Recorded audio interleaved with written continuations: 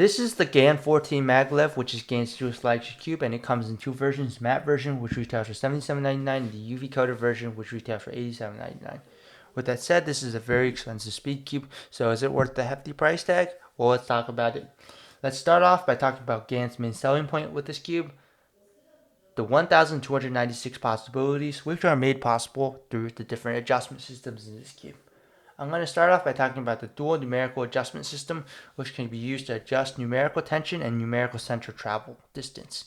So with this, you can adjust 6 different settings for each, and they are adjustable via either of the two tools that GAN provides in this cube packaging. Next up comes talking about the magnets, which are mostly adjustable. There are edge center magnets, which can be adjusted on the edges. There are 3 different settings, 1 being the weakest and 3 being the strongest. Next up comes talking about the corner center magnets, which are adjustable in 2 ways. You can adjust by either moving the dials on the corners to switch between 6 settings, or unlock an additional 6 settings by straight up switching the magnet with a weaker magnet provided when you get this cube, which I've done in my cube. Lastly comes the edge center magnets, which are sadly not adjustable. And the reason I say this is because I feel that most people will find them to be too strong. I personally find the edge center magnets way too strong, and I really wish they could be adjustable or straight up removed. Sadly, it's not the case. So with that said, that's how you get 1,296 different possibilities. But here's the truth. While 1,296 possibilities might sound great, it takes a long time to get the setting you want because there's so many things to be adjusted. And second of all, most of these adjustments aren't even usable. And that's because they either make the cube too loose, too unstable, or too tight, or too stable at the same time, or just some sort of unusable form. So with that said, there's only so many out of the 1,296 different possibilities that are usable. So that just shows you the 1,296 different possibilities, kind of a gimmick and kind of pointless.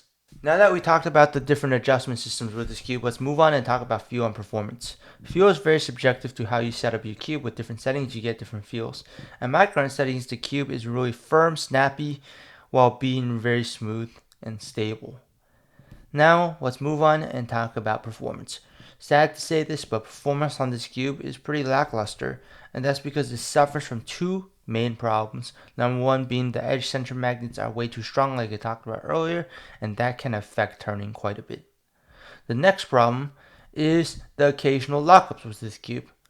This cube catches a pretty good amount, not all the time, but a lot more than most other speed cubes, and that can be annoying and can make a good solve bad. Yeah, those are 2 main problems with this cube. Overall, in general, this cube just isn't it. Especially when you're paying such a high price and spending all this time to set up this cube. To get a really cube that is really underwhelming in terms that it just doesn't perform well. So I simply cannot recommend this cube. In fact, the best thing about this cube release is that the older GAN cubes got cheaper, especially the GAN 12, which is the one I recommend the most if you're looking for a GAN cube. I think the GAN 12 Maglev is the best GAN cube out there. So with that said, a link to buy this cube will be in the description. I also link the GAN 12 as well. And you can use discount code CUBE at checkout for 5% off all orders from the Cubicle. Thanks for watching. See you next time.